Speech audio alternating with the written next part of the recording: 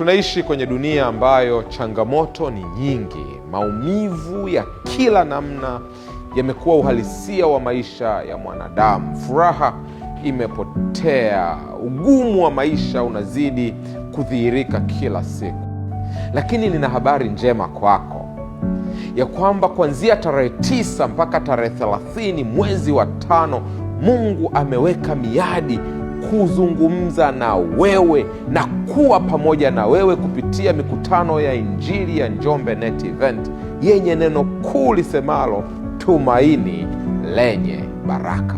Mikutano hii itarejesha vile ambavyo mwovu shetani amevitwaa kutoka kwako. Nataka nikuhakikishie kwa neema ya Bwana nitakuwepo pale, na kwa uwezo wa Mungu wewe pia usipange kukosa. Alika rafiki, ndugu, jamaa. Ruhusu sebure yako iwe kituo cha mikutano. Leteni majirani katika jamii hizo, waje walipokee tumaini lenye baraka.